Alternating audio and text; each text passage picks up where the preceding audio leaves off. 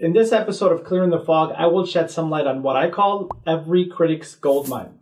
I understand that marrying a 9-year-old in 2018 just doesn't sound right. But before jumping on the bandwagon of insults and slurs, there's so much to consider.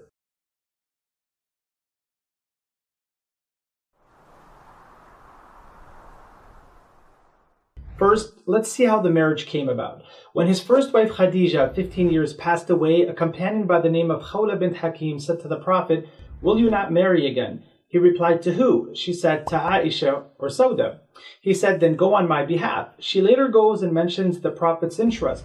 Upon getting to Aisha's house, she learns that Aisha is already engaged to someone named Jubayr ibn Mut'im.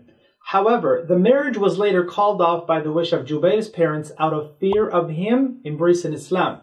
We see here the Prophet did not initiate the proposal, but instead someone else. We also have authentic hadith stating that he saw her in a vision, but doesn't bring it up. In other words, he doesn't say to Aisha's father, "I saw in a vision that I'm to marry your daughter, so just trust me."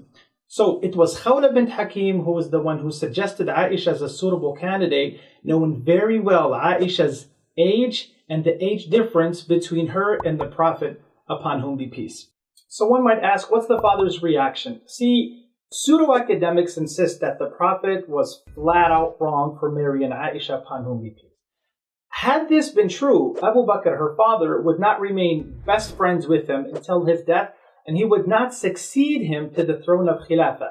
The same can be said about his daughter Aisha. See, someone might say, I'm sure she wanted to leave but couldn't. In fact, this option was given to his wives due to a lack of financial means. The Quran relates to us in chapter 33, verse 28, "O Prophet, say to your wives, if you should desire the worldly life and its adornment, then come, I will provide for you and give you a gracious release." The verse can't be more clear. So the question is, how many of his wives left? None. What did his enemies have to say? They slandered him by calling him a liar, a soothsayer, a magician, and a poet, but none of them accused him of the silly antics we hear about today. One story that stands out is during this second year after the migration, Abu Sufyan, a staunch enemy of the Prophet before accepting Islam, is asked a series of questions by the Emperor Heraclius. This would be a golden opportunity for his enemies to silence him once and for all. However, Abu Sufyan makes no mention of the marriage that took place just the year before. So was Prophet Muhammad seeking a specific age group? Let's see. Khadija was 40 when he married her. Sauda was 66. Aisha was 9. Hafsa was 21. Zainab bint Khuzaymah was 30. Salama was 27. Zainab bin Jahsh was 38. Juwaydiya was 15. Habiba was 42. Safiya was 17. And at last Maymuna was 27. These numbers do not suggest a specific age group, so to overlook all other ages and zero in on the 9 is called cherry picking. So yes, Aisha was the youngest, but she was also the only one who was not previously married.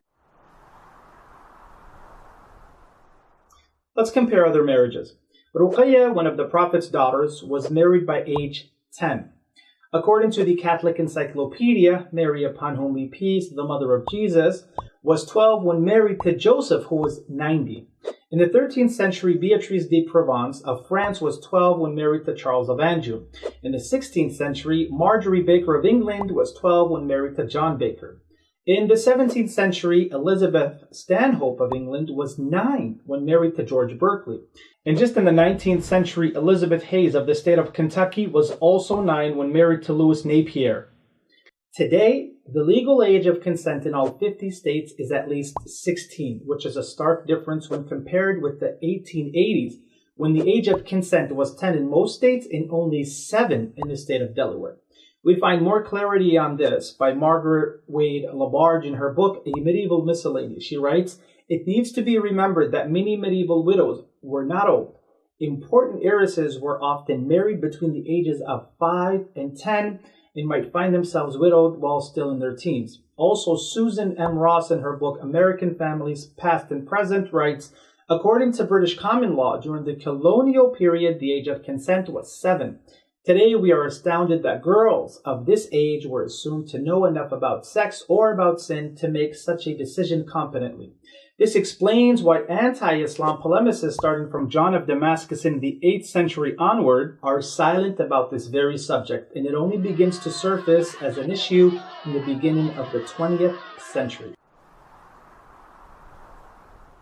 Here's how I can see this being an issue today. If there's textual proof stating that 9 is linked to everlasting bliss, or if your Muslim neighbors down the block were marrying their daughters off at age 9, this is just not happening. Societal norms are always changing. Today, words such as shacking up or fallen woman are almost never heard of and never used. For example, fallen woman was used to describe a woman who lost her chastity before marriage. Shacking up or cohabitation refers to a couple living together but not yet married, which was once illegal. Now, what if I told you a woman was jailed for wearing trousers because it was deemed inappropriate? You'd immediately think of some crazy, radical, conservative country in the Middle East somewhere, right? In fact, it's a lot closer than that. It was in Puerto Rico in 1919 where a woman by the name of Luisa Capatello was sentenced to jail for wearing trousers in public. Also, in Los Angeles in only 1938, a woman by the name of Helen Hullick was sentenced to 5 days in jail for coming back to court in trousers after being told not to by the same judge. Again, because it was inappropriate. Things were much more different in colonial America when fornication was not socially accepted. If found guilty, you were punished by either paying a fine or you were struck with a whip in public.